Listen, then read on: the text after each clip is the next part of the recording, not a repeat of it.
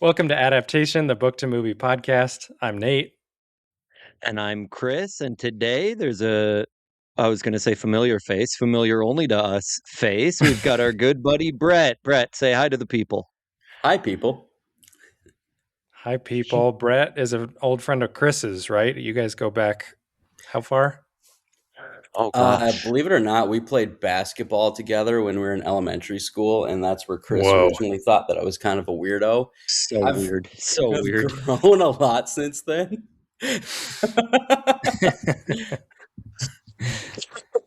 And you guys have stayed friends since then.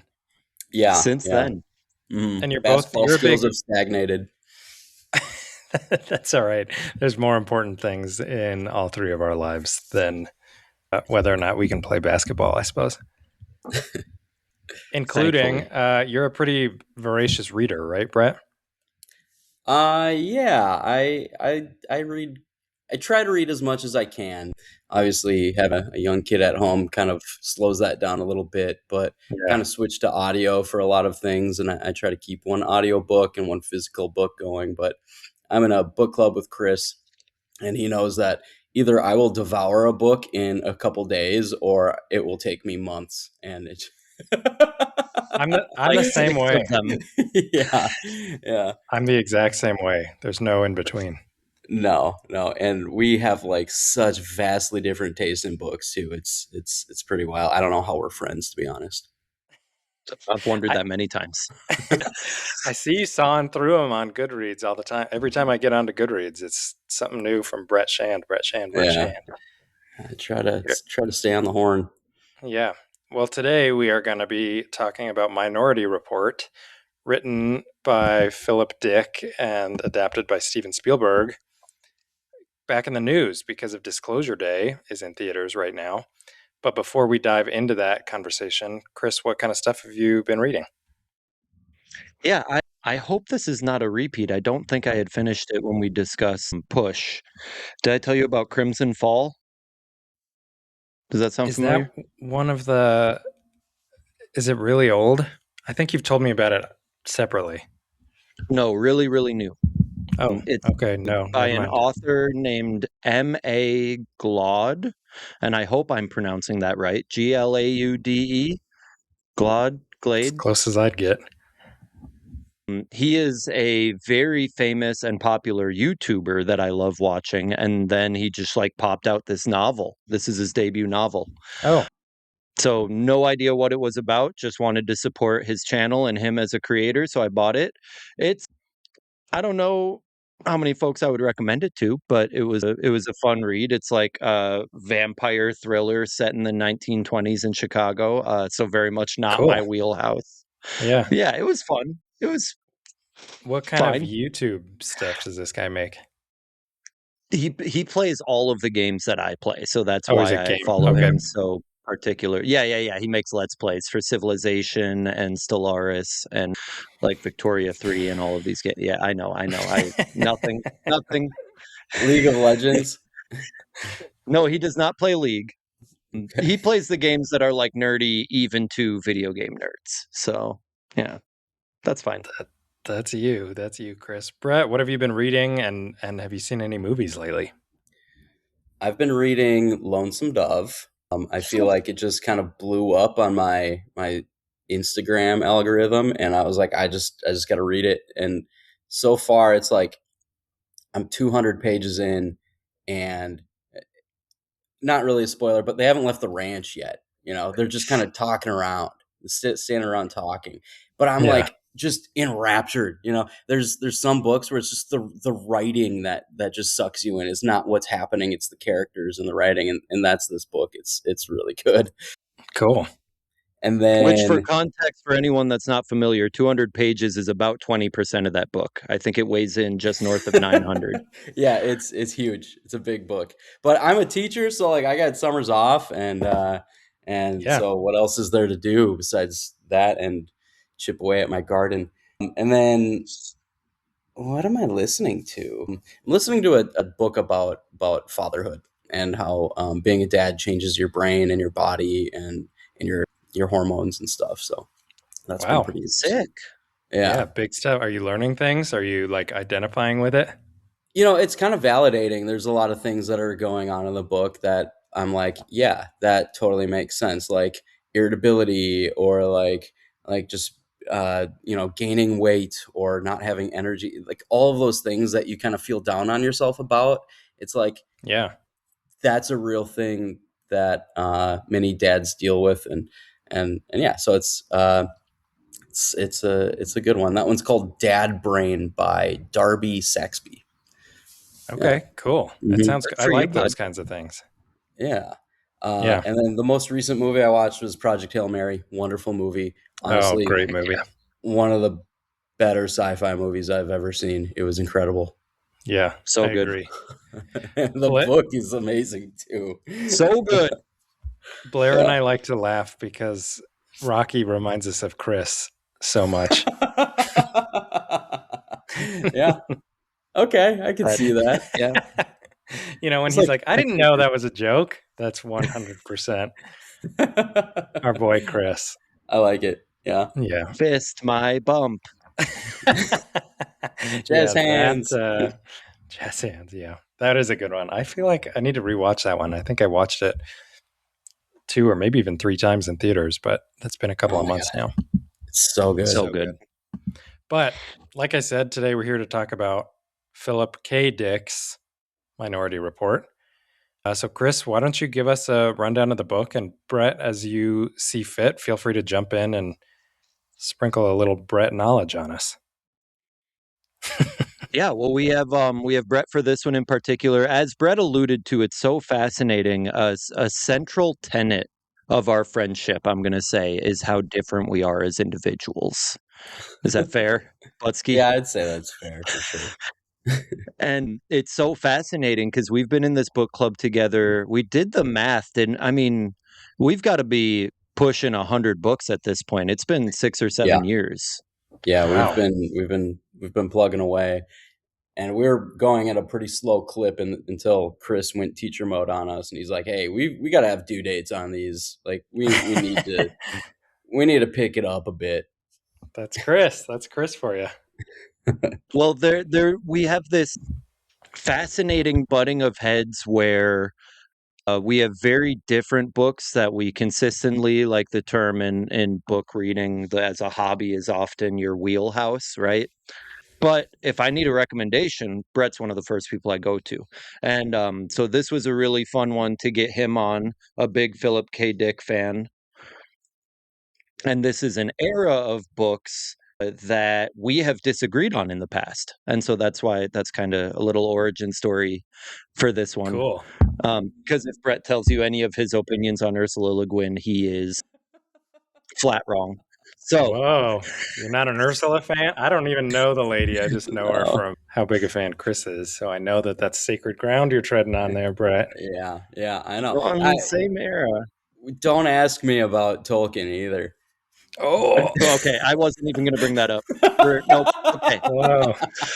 The Minority Report by Philip K. Dick. Let me give you a little bit of context on our boy. First and foremost, this was published in 1956. Wow. It is actually technically a novelette, not even a novella, weighs in at a flimsy 112 pages. Oh, pamphlet. But let me since you're both here, anybody want to take your stabs at this is one of 5 huge titles of his that have been adapted, 4 as movies, 1 as an Amazon series. How many Oh, adaptations there are?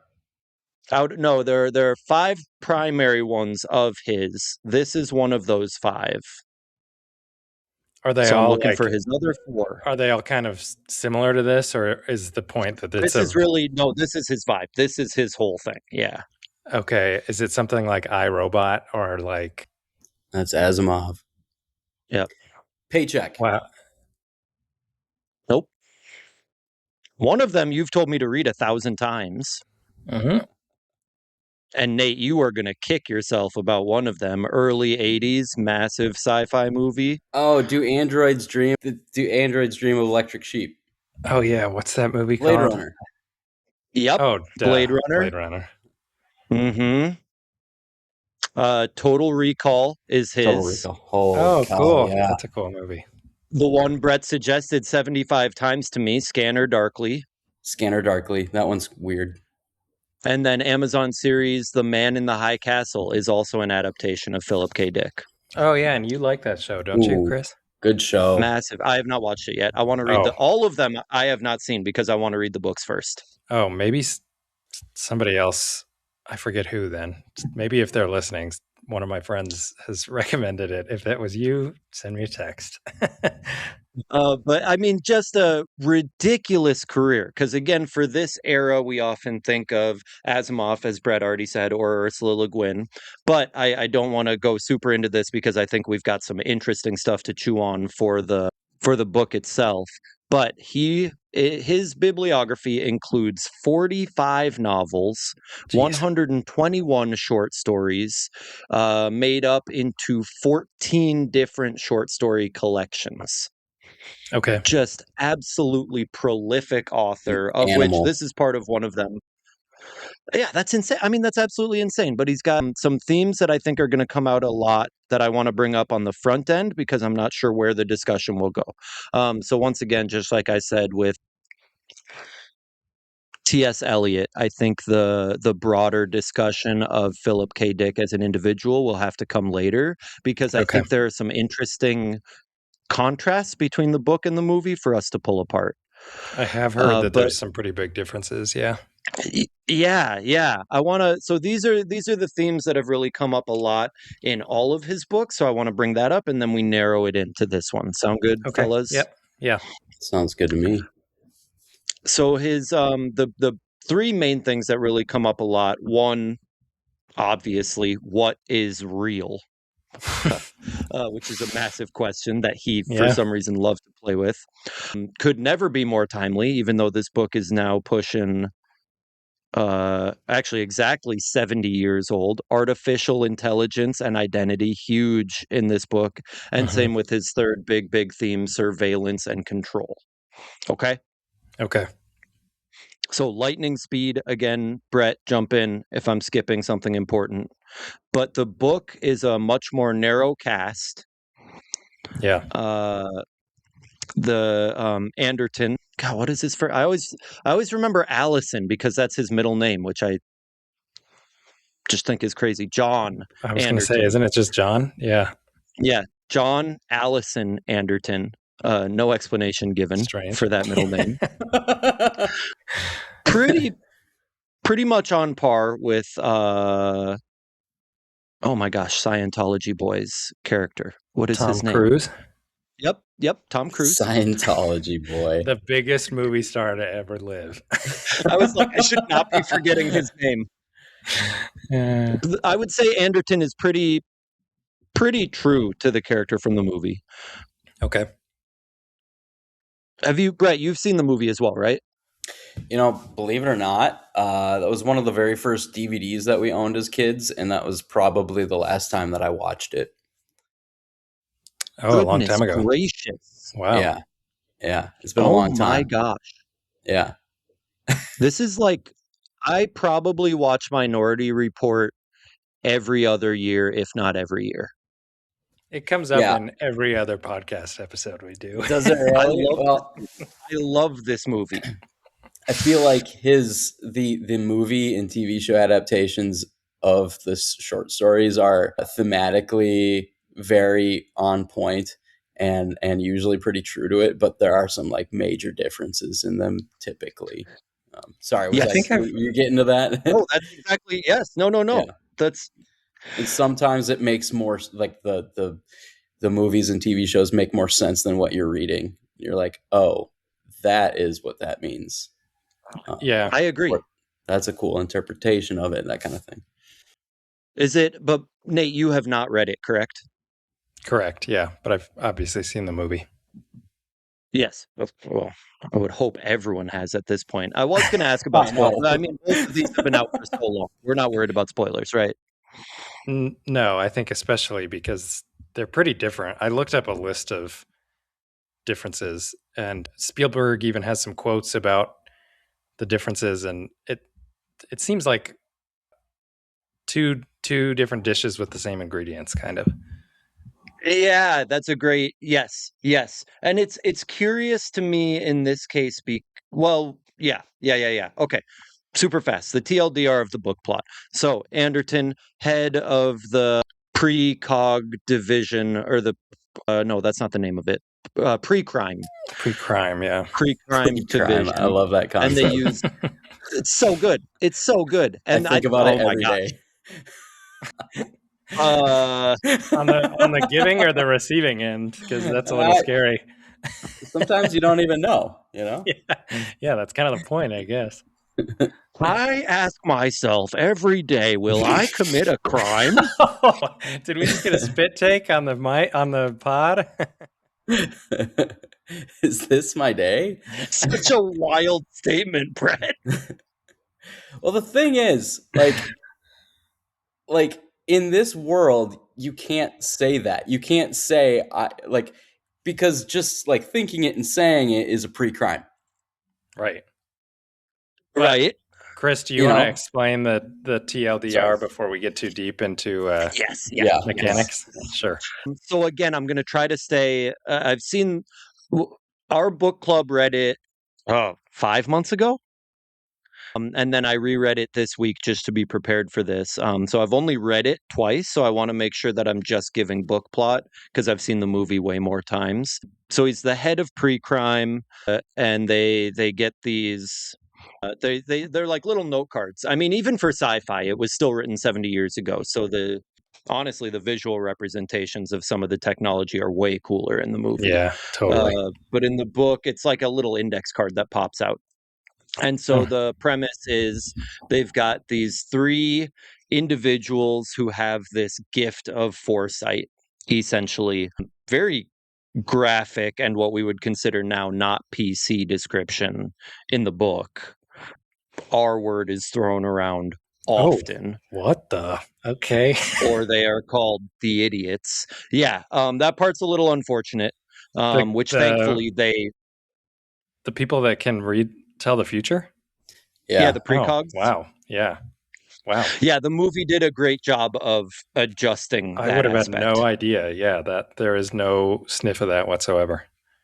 Yeah, there is a super graphic description of their oversized heads and withered, wasted away bodies. Yeah, Gross. that part's a bit Okay. rough in the book. But again, guess. I mean, it's so short, it goes so rapid fire. So the book, the very first, you are like a page and a half in, very first scene, he's in there, card comes out. So the whole setup, they skip the setup that the movie gives that I think was very, very beneficial for the viewer of one entire near murder being stopped. Crime. That's not in the book at all. Yeah. It's literally just him in there. We're given no context, just a loose description of what they do. And he gets a card that says he's going to kill Leo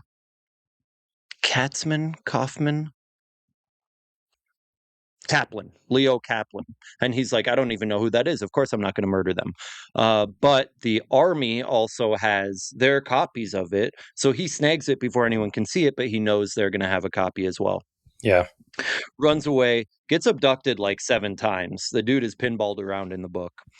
Kaplan himself abducts him, supposedly for his safety. This is the head of the army who, in this, dystopian future post-apocalyptic world, there's sort of a loose allusion to some grand battle that took place. What was your interpretation of that, Brett? It was like a civil war, and honestly, the whole like little in-story universe is on the brink of civil war. Like it would take nothing, just a drop of a hat. There's just like two factions that are at each other's throats.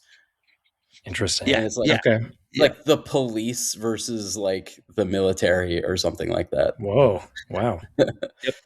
And the military's like lost their power in this scenario, and the police have all this control, because they're running this pre-crime unit, and there hasn't been a murder in like 6 or 7 years or something. And then so it turns out this is the person that he's supposedly going to murder. He thinks his wife is in on this, like it's a setup. Some other dude wants his job. And they kind of roll the characters together because the guy who formed pre-crime in the movie is Kaplan, correct? Formed pre-crime? Right, the old guy? Yeah, is that Kaplan? I guess it is. I think so. Or that's as close as we have. That character doesn't exist in the book. They've kind of rolled them together here. Okay. And so Anderton, played by Tom Cruise, is both the head of pre-crime and this kind of neurotic, kind of paranoid creator of pre-crime, Yeah. Okay, all got as it. one character. Got it. So he thinks someone's gunning for his job. He suspects his wife is in on it. He thinks this is all fake. And then he realizes it's this giant coup that the army has cooked up to take control back from pre-crime. Because if he kills the general, obviously he's murdered somebody for the first time in 7 years, and pre-crime was wrong. But if he doesn't kill him, then that means it is revealed that we have been unjustifiably incarcerating all these individuals, and Yep. pre-crime is flawed. Right. Yep. Right. Yeah. And this idea of the Minority Report that is just so brilliant. So you can't beat this. Is that there are 3 of these precogs that are simultaneously getting these glimpses of the future, and then those are sort of collated and collected to determine what will happen.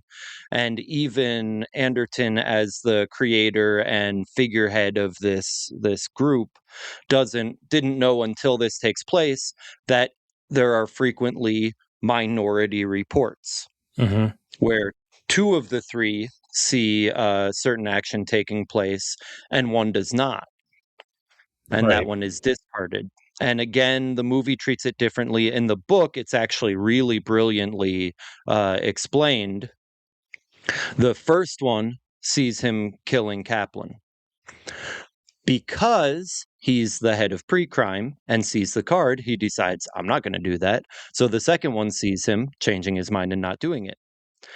And then because the second one saw that, the Oh. third one sees him finding out that he wasn't supposed to do that, finding out about the coup, and then actually doing it, which of course he does in the book. He just shoots him in the head and walks away. Yeah. And no one could say shit about it. Yeah. Exactly. Nobody walks around armed because there hasn't been murder in 7 years. And a little bit unsatisfactory in that that's where the book ends. Okay. He just pops him and wanders off. Okay. That makes sense based on something I've read that we'll get to later. Yeah. Well, that's that. Again, there's a lot to discuss there, but that's truly. I mean, Brett, if there are main points that you feel are important that I left out?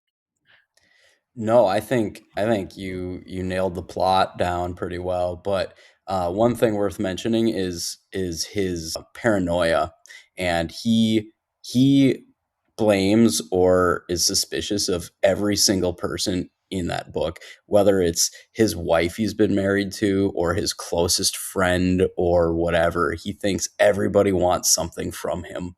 Wow. And so even that, there's like a mental health part to it where like he's, all of this aside, like he's not well Yeah. throughout this entire Yep. thing. Like you could see him going off the rails and being violent at any moment. Wow. But there's this component of free will too. Like, does free will Right. actually exist? And Yeah. it's just so genius. No. It Back really off there. is. Back off there. Oh, too far. We went too far. Too far. Yeah. Yeah. So his wife helps him escape, and then pulls a gun on him and says, "No, actually, I'm not sure I trust you. We have to go back in, and we'll find out if you're innocent or not." And then a different dude breaks in to try to stop him and starts strangling her.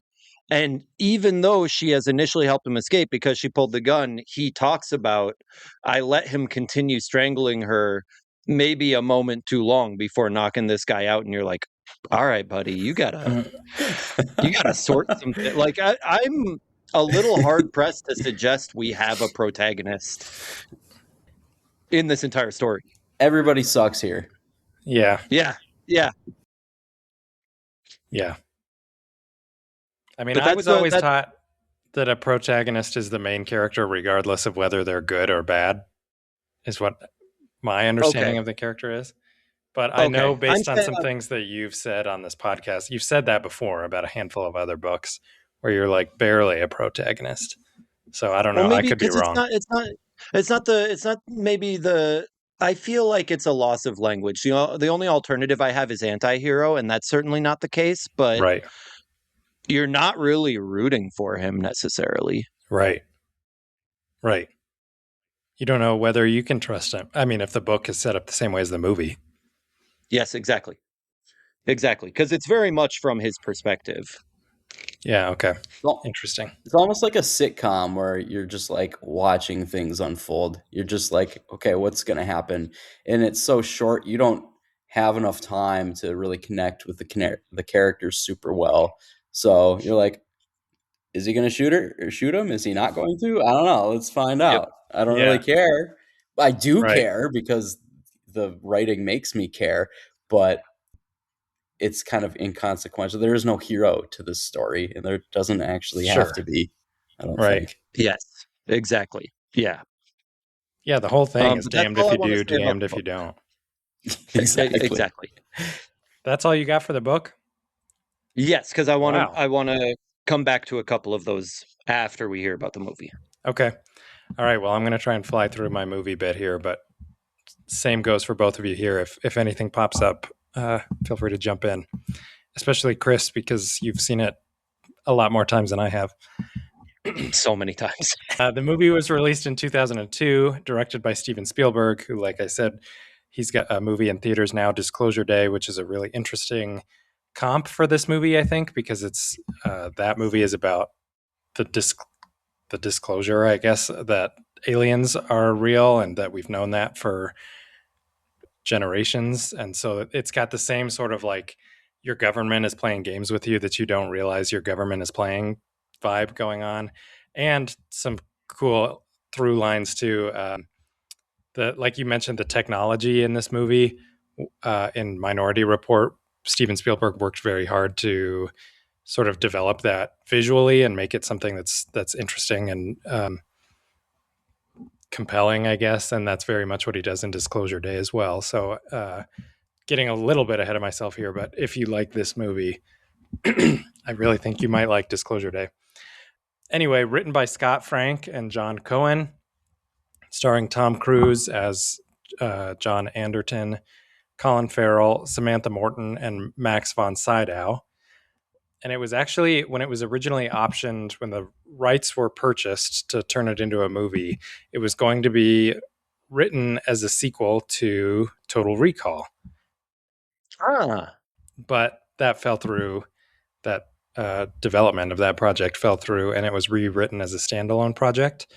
And eventually, it went through a lot of versions of the script, which we've talked about a handful of times on the podcast. Sometimes they can just get spun up, and sometimes like somebody's idea makes it all the way through, and sometimes there's like no trace of somebody worked on a version of the script. So kind of interesting that it came out well at all, because oftentimes you can have like too many cooks in the kitchen on this kind of thing. Spielberg and Cruise signing on to this made it a huge deal. Like I said earlier, he's the biggest movie star that ever lived. Spielberg, quite possibly the biggest director that ever lived. At the very least, they're both household names to people that are not mega movie fans like me, you know?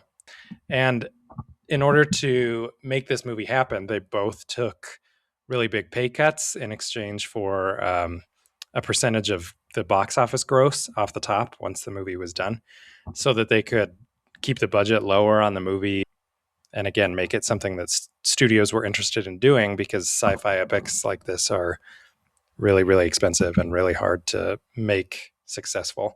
But get a big director, get a big star, and if you get them for cheap, you can usually pull it off.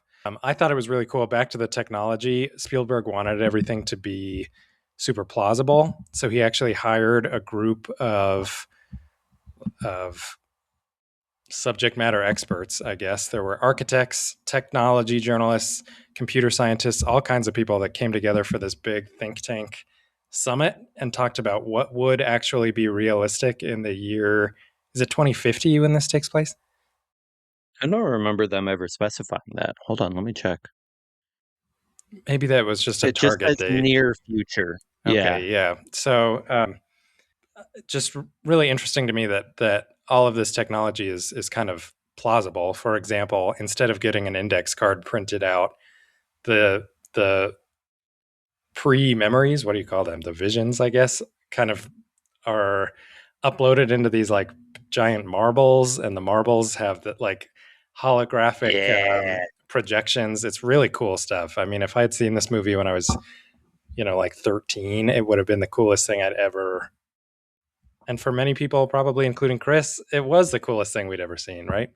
Still is. Yeah, still is. And the good news is, Chris, it might be plausible because of all of these people that Spielberg looped in to make sure. He's like, I've got this idea, but I need to make it feel like it could exist in the real world someday, because that was very much his goal, was to take this crazy story that feels impossible because we're talking about people with like godlike abilities, and putting it in the real world. So really cool, just really cool, like MO, I guess, that he had, that thoughtfulness in putting that film together. That's why he's Steven Spielberg.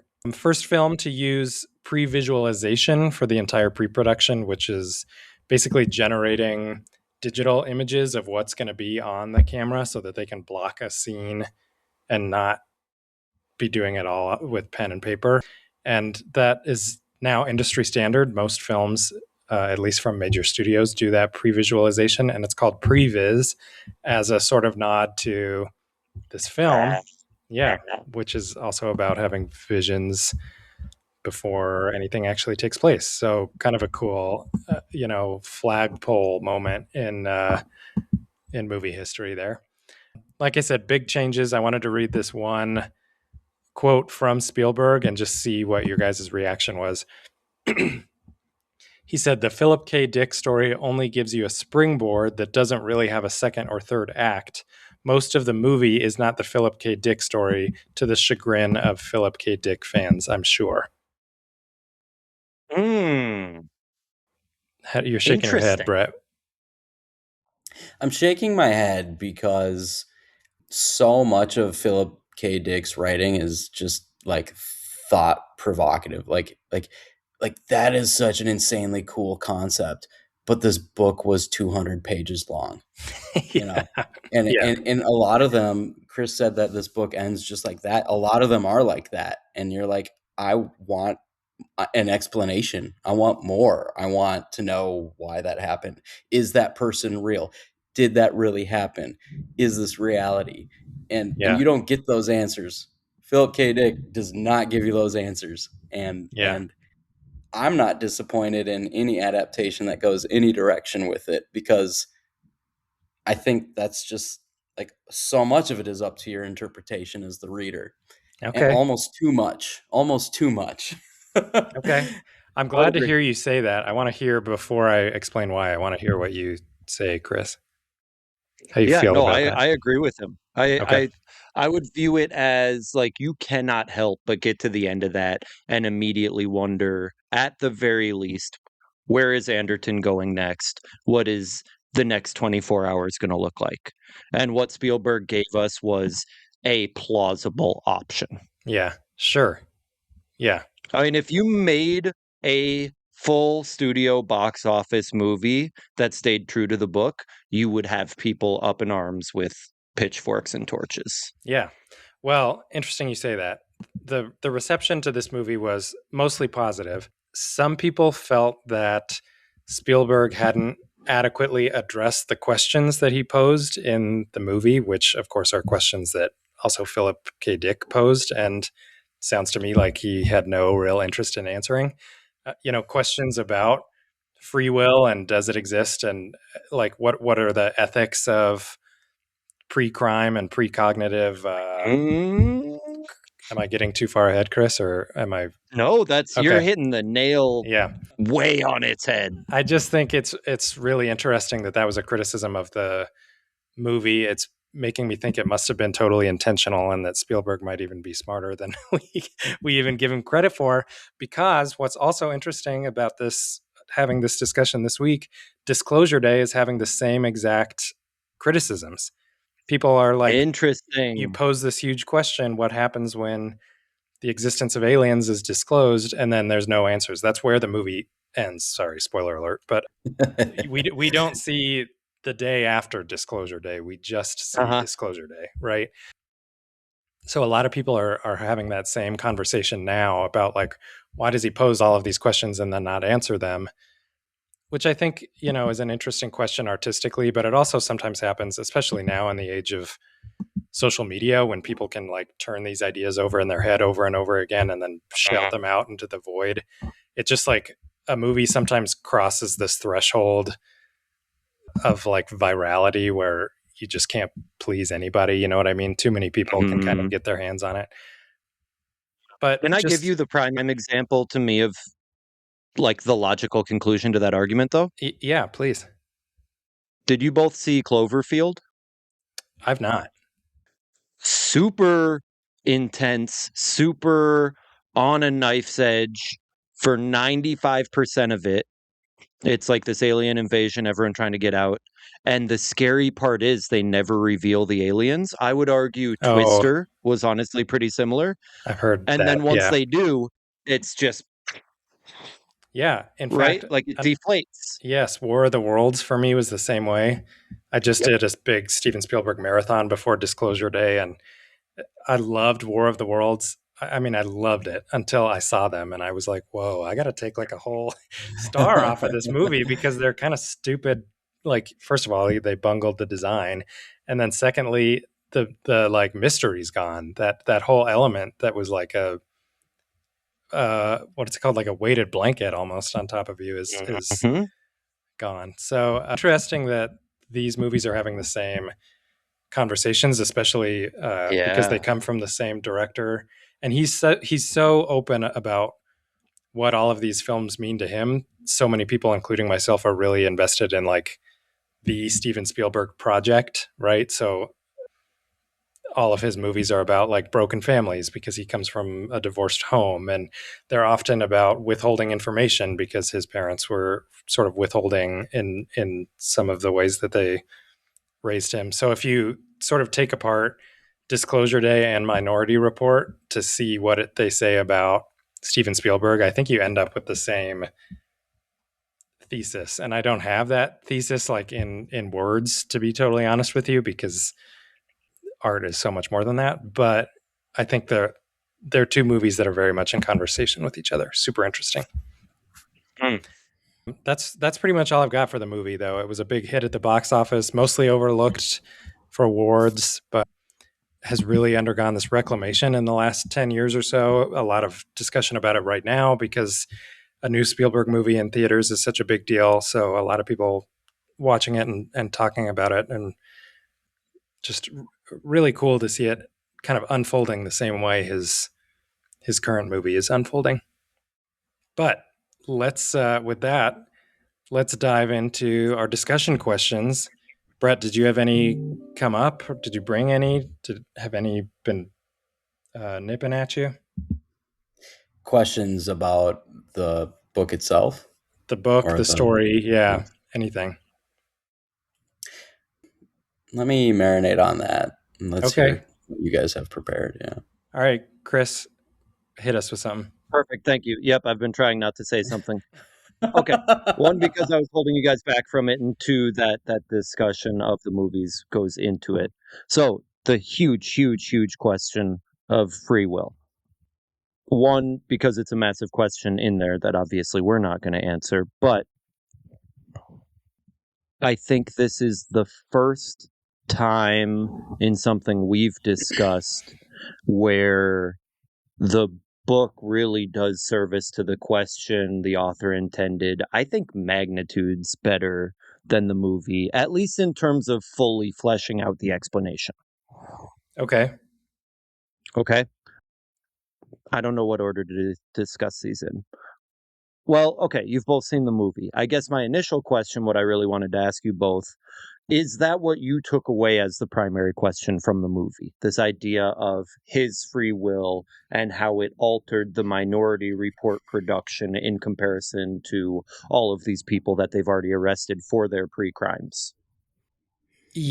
Yes, I think it's one of the major themes. And if I had to choose one, sort of as the bullseye, I suppose that's what I would choose. But because the movie is more of a crime thriller, and he spends so much time sort of running and avoiding being caught, right? That it has some other.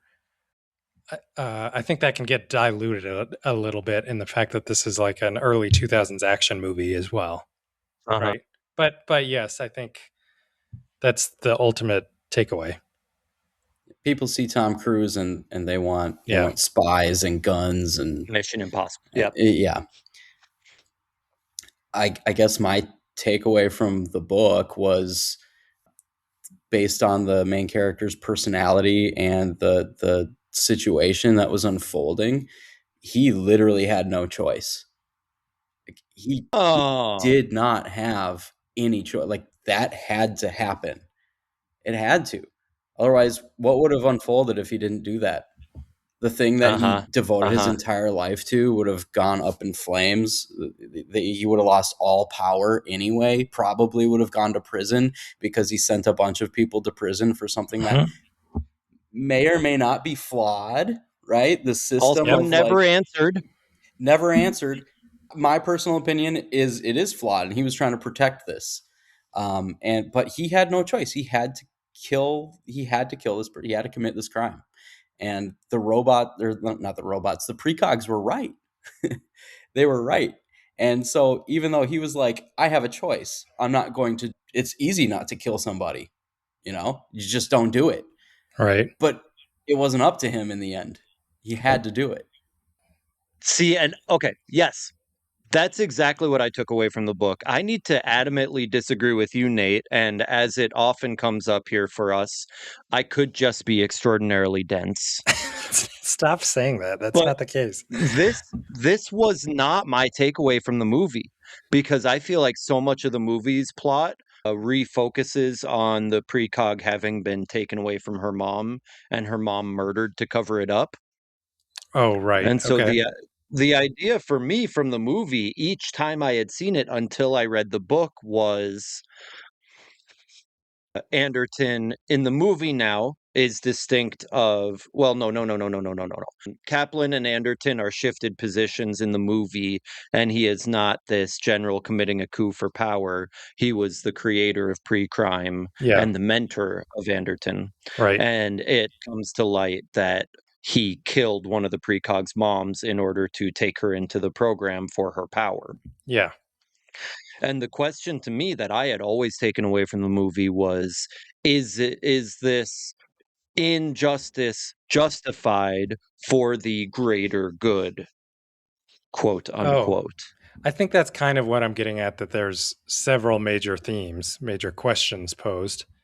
And I think that's another huge one. That's interesting that that was sort of your number one takeaway though from the movie. Because you I did not take away the free will question at all from the movie. That really? was not my read on it. Yeah. I mean, it's And I still suppose the climax is still Anderton trying to decide whether or not to kill. I mean, not even trying to decide whether or not to kill the guy that he's supposedly going to kill, but it's sort of like him realizing that he's in the situation he thought he would not ever be in. uh-huh. Uh-huh. Yes. So I still feel like the free will and or the illusion of free will are sort of the bigger questions more so. I guess the precog kidnapping thing to me felt a little bit more like none of us know what we're supporting. So it's still that illusion of free will. Mm, You know what I mean? yes. Again, the surveillance, the that whole setup in the movie of he kills Yeah. this guy for being a pedo and it's just a Yeah. scapegoat. Yes, exactly. But the book, I think, so vividly because he specifically stops and they break down the different precogs premonitions of the first one saw me doing it. The second one saw me finding out I would and then not doing it. And that's why he argues not flimsily, but I was certainly not convinced from the text. Again, the text is very much a non-omniscient narrator. We're getting his perspective. Mm-hmm. I'm the only person this could have happened to because I had access to the card. And I'm thoroughly unconvinced. I feel like Dick was trying to imply in the text this is him justifying it to himself. We are very much not led to a logical conclusion that, yes, he had to do this to defend pre-crime, the true and correct system. Like, there is every realm in which this Yeah. army coup is, in fact, taking down a deplorable and flawed system. I mean, the U.S. justice system, for all of its own flaws, is built on the tenet of innocent until proven guilty, and this flips it on its head and says, "Oh no, Yeah. we got you, buddy." Yeah. I don't. It raises more questions than answers, but in a delightful way. And I was just so Yeah. fascinated. It's not a world you would want I to don't know. live in. No. Oh, God, absolutely no. not. And on I its could surface, totally it should see be. I could totally see in the real world how this is pitched. Like, stop the crime before it happens. Like, do you want to Right. wait for Oh, yeah. somebody to get murdered or for you to get robbed in order for Uh-huh. that person to be put away? No, this person is going to do this, so let's put them in a work camp, which is, Yeah. I believe, where they put them in the book. But I mean, God, you can really dissect this in a million different ways. Like there's a whole thing about like biases and racism and maybe there's even a statement of, well, our criminal system already kind of does that a little bit, just based on where Mm-hmm. you live, what you look like, what you believe Yep. in. Yep, statistically 100%. correct. Oh, this was written when, in the 50s? I mean, my God. Uh-huh. Talk about ahead of Yeah. his time. No kidding.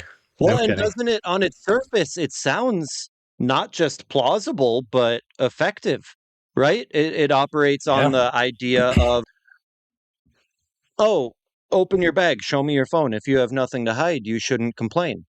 You know, this Right. idea. It's very Do you, Machiavellian. well, I think it's more subversive than that. It's very altruistic on a surface level and very big brother globally. Oh, There are yeah. three of us here. Okay, so impromptu survey. Raise your hand if you think you will murder somebody in your lifetime. Brett, let the record show Brett raised his hand and shrugged.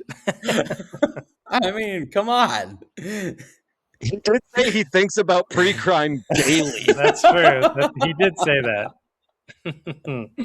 That's crazy. It's So cool. It's ideally, interesting. ostensibly, 0% of people should answer yes to that, right? Right. Right. Yeah. As yeah. I intended for my survey to show.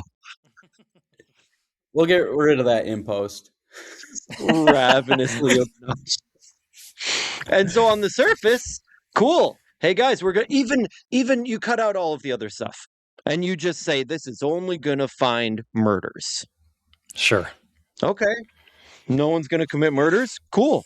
Well, if you even think about it, we're gonna grab you before you do it. I, at least right now in my life, would comfortably say, I mean, I'm not advocating for this by any means, but again, we're talking about a theoretical society here. Yeah. Yeah, I'm not going to kill anyone. Sure, sign me up.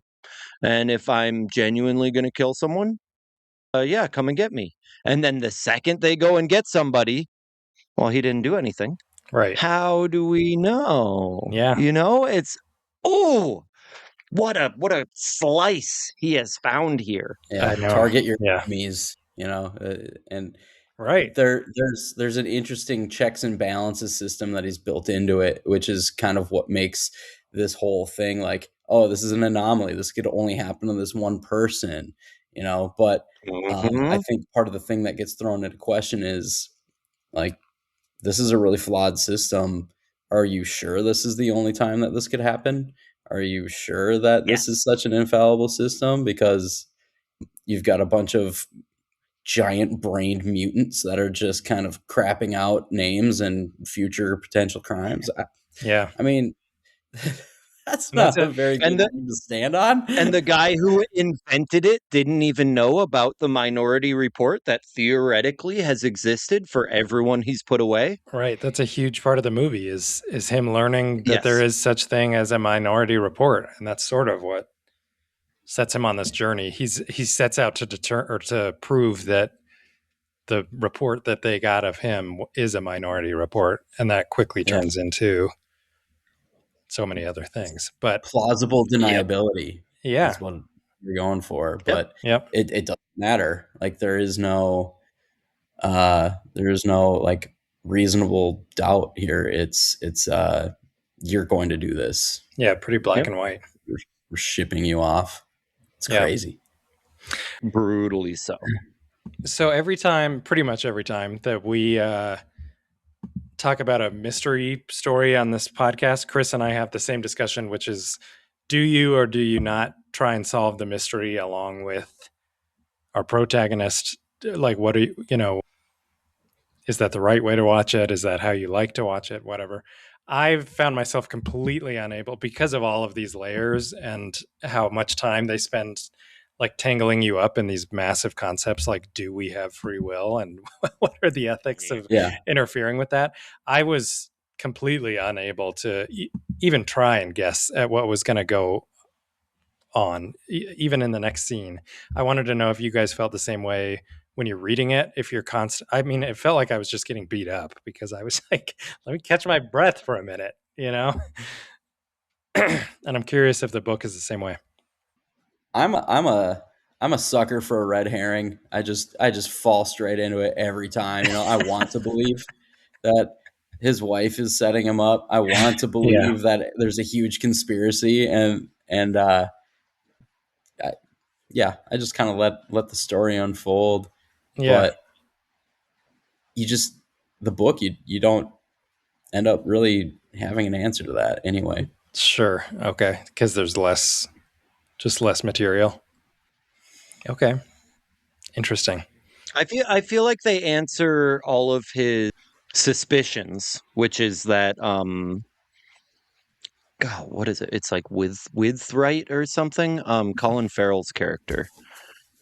Oh, the Uh inspector or whatever. yeah, yeah. Who, oh my gosh, talk about perfect casting. Yeah. Like That was really good. Colin Farrell, Ed Whitwer. Colin Mm. Farrell was the guy for that character. To answer your question, Nate, what I think the book actually less so in my opinion, because I agree with Brett. You can't really guess an answer that's never given to you.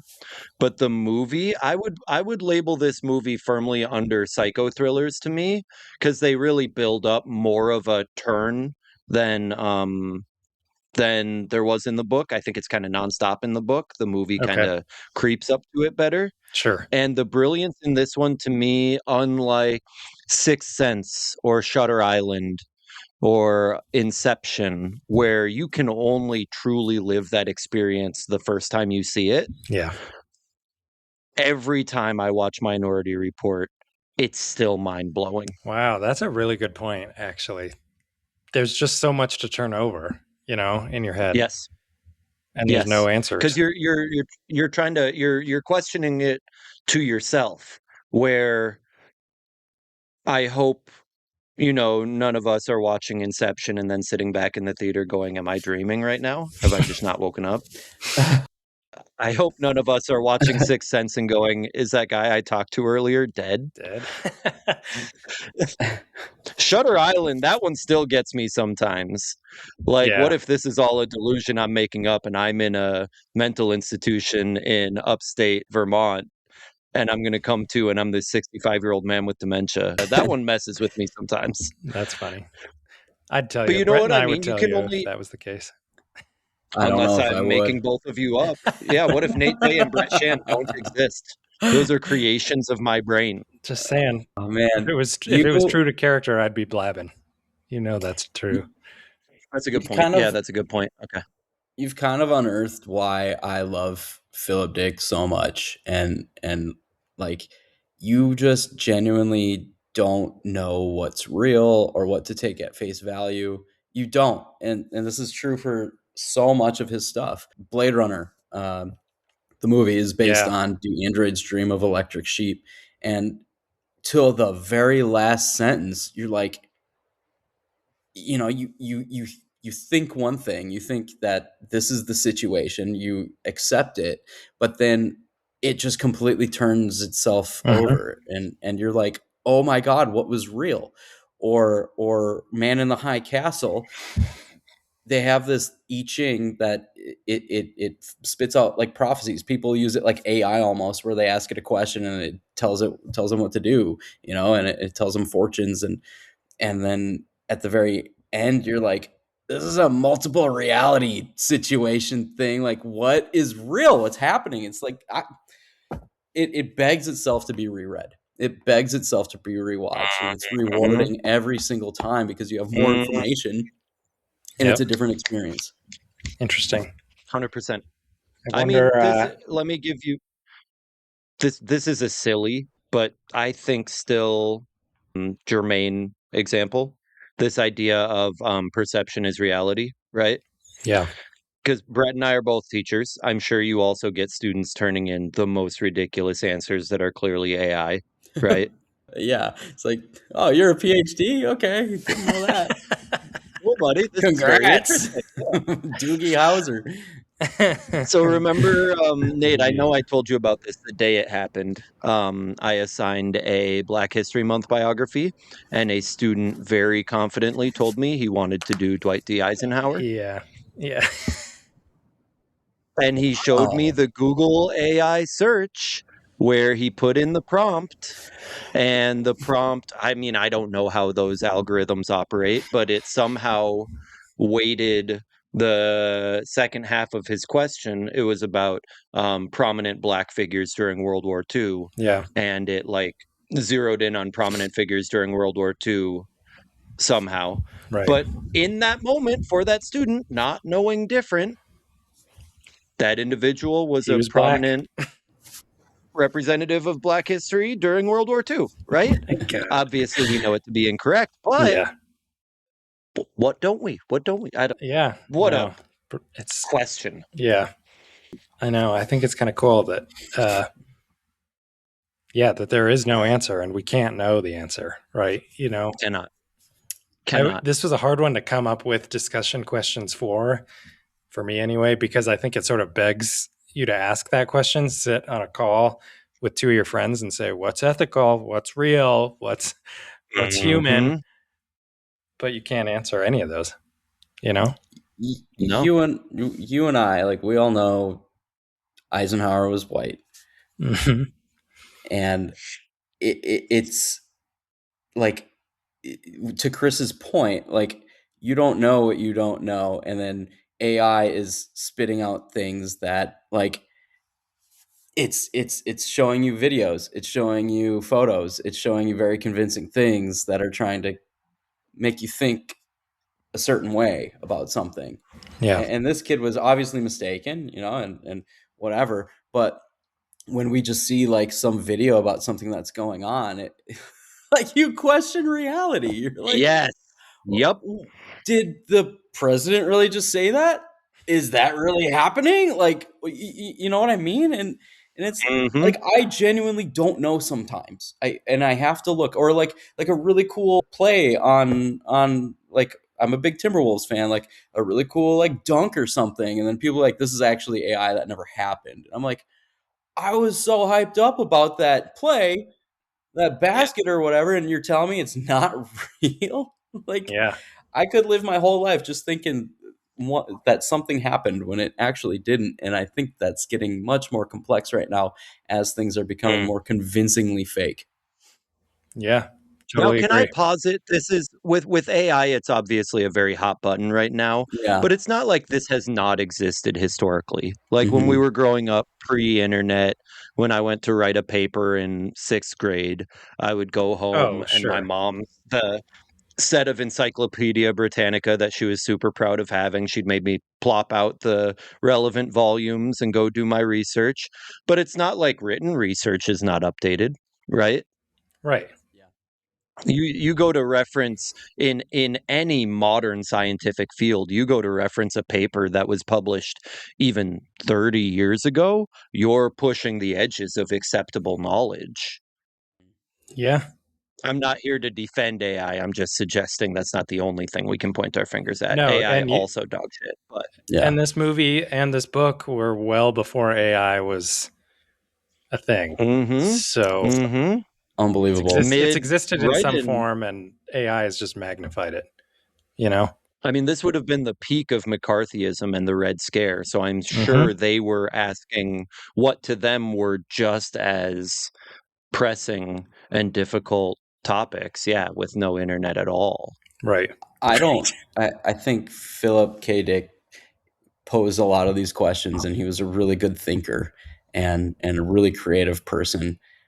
I wonder if he could have foreseen like like this kind of thing happening. I I wonder mean, if he it's could have foreseen, can human beings, like, can normal people not tell what's real and what's fake anymore? Like, will that ever yeah. actually happen? Because I don't know. I think he's kind of out of a job right now.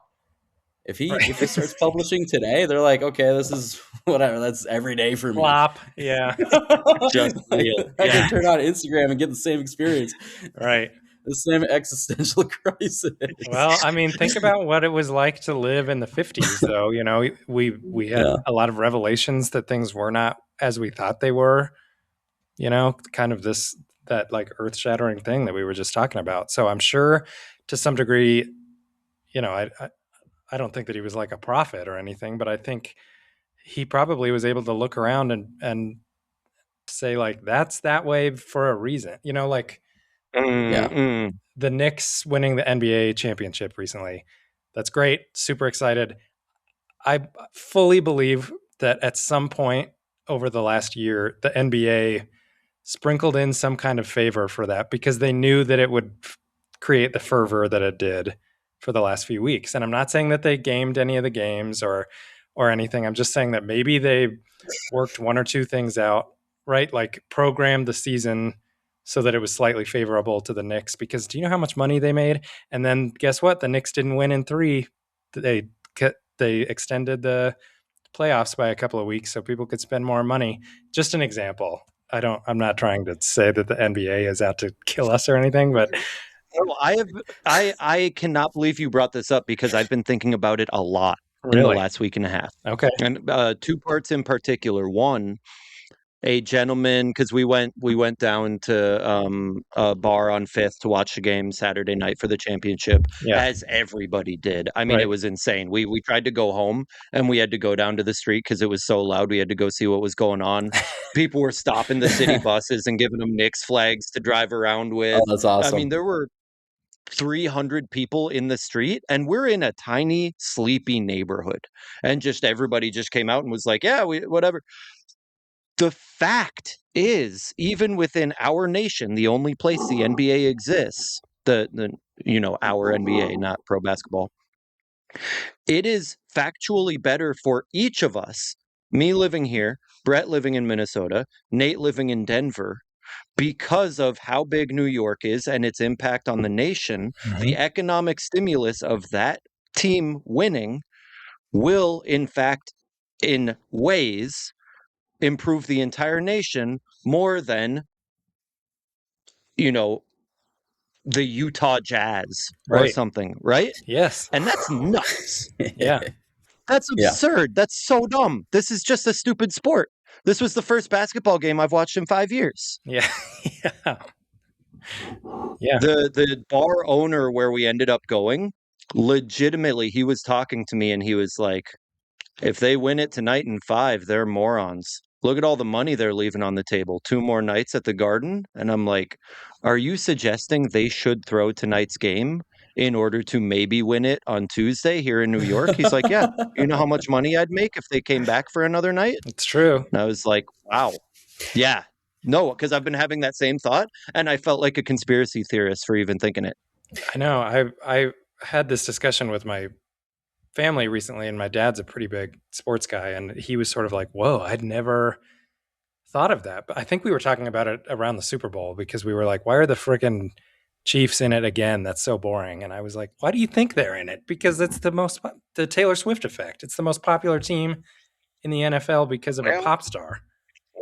You know what I mean? Well, There's I mean, a Carl lot Anthony Towns was on the Timberwolves and they did not win. Goes to the Knicks No, they and they did win. not. Oh.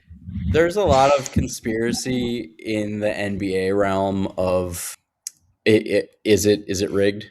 And Right. there is actually quite a bit of evidence to support that it might be. There was one ref who was caught, rigging some of the games, Wow. and for because he was betting on them, and I don't know. You're gonna tell me it's just one guy? Yeah, Just one see, guy? exactly. Well, and all it takes is There's one a ref guy, whose nickname is the extender because he extends, just as Chris was alluding to, he extends the yeah. Interesting. We all make more money. It's game 5. All right, well, let's go to game 7 here. Right. Yeah. Phil Dick But I would be don't know. interested, I think. I think he would. That's what I mean, though. I think in the 50s, he probably was pointing at like, I don't know what advertising looked like in the 50s, but you pointed a poster on the wall and you're like, wait a minute, it's tricking me. Or I've always told Chris, I won't wear a shirt that has like a Nike swoosh on it because I'm like, why the hell would I pay to advertise for you? And we've been tricked into that kind of stuff. Walking billboard. Yeah. Yeah. So I think that's exactly what he's Dude, getting at here. he would have written some crazy stuff in the year of our Lord 2026. Yeah, as scared as I am by this one, I don't know if I want to read what he. But If you know what? real AI exists, That brings us right back to free will. You grew up in a society where people wear the Nike swoosh. It's cool. It's a fashion statement. It's kind of a status thing. Yeah. If you were an alien coming here to Earth, there's nothing inherently cool about the Nike swoosh. No. And if you came to Earth for the first time, you're like, what does it matter? But me, I'm like, I want to go out and I want to get Nike because I've been conditioned to think that way by my environment. Yeah. Not because of my own personal thinking. It's because my environment is what is driving me towards that. There is no free will. Mm-hmm. Yeah. Interesting stuff. Cigarettes, on the other hand, objectively look cooler smoking a cigarette. Yeah. Nothing to do with marketing. I stand by this claim. I feel like the cross section of free will and addiction is a totally different conversation. That's a different podcast, Chris. Yeah. The literal, tangible opposite of free will, crippling physical addiction to nicotine. Okay, you may have a point. Yeah. Still look cool. Well, let's talk ratings. I think we might be on a little bit of a time crunch, right, Brett? Oh, yeah. Let's get Butsky out of here. Are you familiar with this? Oh, yeah, you explain it to him. Out of 5 stars, what do you give? And if you want to use a half star or go by the half star, that's fine. But out of 5, what would you rate the book and the movie? If you can recall the movie. Can't recall the movie enough to give it a fair rating. The book, I'm going to give it a solid 4. Okay. Because I would like to reread it, and I think there's room for it to shift one way or the other. But right now, just at face value, I'm giving it a 4 because it made me think, and I still remember it, and I just think it's so creative. It is. Yeah. Truly original, you know. And look at this conversation we sparked from a 150-page little pamphlet. Yeah. Yeah. And we're talking about and this the is NBA. After you and I mean, Brett and I already discussed this with Book Club, and there was enough here to have a fun discussion a second time. Yeah. Yeah. Well, on that note, then, what do you give it, Chris? I assume it must be a 5-er since you've read it. a couple of times. Honestly, these are both fives for me, and it was interesting when I went back to relog it on Goodreads. It was only a 4 for me the first time, Oh, but I changed it to a 5 this time in full knowledge that I will return to it at least a third time. I got more out of it the second time, which is crazy for a book this short. yeah, I mean, that is that's pretty wild. remarkable. But that just is a testament to his writing. You know, Yeah. Yeah, yeah. I gave the And the movie, movie. obviously, for obvious reasons, Oh yeah, you would give the movie 5 stars. I'd give it 6 out of 5. 6 out of 5. Whoa. I gave the movie 3 out of 5, or 3.5 out of 5, 3.5, I guess. Ooh. I felt like it's a great movie, but like I said, it gets kind of convoluted and confusing. And if you're not giving it 100% of your attention, which I believe you should, but in today's world, I don't know that you can expect that. Fair. It's impossible to follow because of all of the. It's like a will he, won't he on steroids in some ways, and you need all of these small details. And then on top of that, they did some interesting stuff visually that to convey how like stark and bleak of a world this was. I don't know, Chris, if you really know what I'm talking about, but that movie is almost in grayscale. It's almost black and white, which I think works really well for this movie. It just, I think, unfortunately, it set Hollywood on a course to continue that and go deeper and deeper down that road. And now we have very bland, ugly movies. This is, I think, kind of one of the starting points of that. So, despite how much I love about it, there was it left me wanting a little bit in the end, even though I think it probably was more like, I think I would like the movie more than the book. If I were to read the book, I think I'd be more into what the movie was doing, but still a lot to love. Still like it quite a bit. No, good points. What about recommendations? What kind of people, who would you recommend this kind of thing to? Anyone who is a sci-fi lover, anybody who wants to think about the world around them and what, like, question their perceptions. Yeah. I think that's who I would recommend this book to. Honestly, I would even say have teenagers read it. Give Yeah. them a little slice of rational thinking. Like, you have to question things. You have to question things. Yeah. The world Totally is agree. getting way more confusing. Like, you have to think about it. Chris, where's your head at? No, 100% agree with Brett. As I was thinking about it before the episode, I was like, first and foremost, any students in particular who were like, what's the deal with this sci-fi world? I think this is a very low barrier Oh of yeah, entry sure. to that realm. Mm-hmm. It's not particularly dated as compared to some sci-fi of that period. And yeah, I mean, the number of times weekly, if not daily, that a kid comes and tells me a story and I'm like, where'd you see that? TikTok? Oh, did you fact check it? No. Let's pull it up quick. Oh, 100% falsified. Like, Yeah. yeah. Yeah. And I think there's also a brilliance to this writing that there are ways that you can approach. I mean, you could have 4 different 6-week ELA units on this book. One about what was okay to Right. write back then that we now know is not, or a different one about how do we approach storytelling and the non-omniscient character, Yeah. or just the question of free will, or I mean, it's magnificent. Again, for a book, I mean, the audiobook was maybe 4 hours long. Like, this is very accessible. Yeah. Yeah. Yeah. Without what's often bogging stuff down of like gore or profanity or sexual gratuities. Like, Oh, really, sure. really accessible. Yeah. Yeah. I'm on a similar track as you guys. The biggest like net that I could cast is just sci-fi fans. I think as long as you can buy into these technologies and this world that doesn't exist, then I think you'll be really well fed by all of these ideas, because it is a story built for not so much the story itself, enjoying the story itself, but for, living with the ideas afterwards and turning them over in your head and talking about them on a podcast. So as long as you Well like put. sci-fi, I do think the really good comp is probably Blade Runner because it's the same sort of reality upending type of mind fuck, to put it plainly, right? Yeah. Total Recall, man. Yeah. Cool. Well, great discussion, you guys. Thank you so much for joining I us, know. I'm Brett. like, oh, we're about to start an entire another discussion here. Tamp that down. Let's go another hour. Come on. Honestly, we could. So easily. I know. We really could with a book like this one. But thank you so much for joining us, Brett. We've really enjoyed having Thank you. you. And please, next time we do a Philip Dick adaptation or anything along these lines, we'll be sure to have you back. And don't be afraid to let us know that you'd love to come on and chat about one. We'd love that too. Yeah, for sure.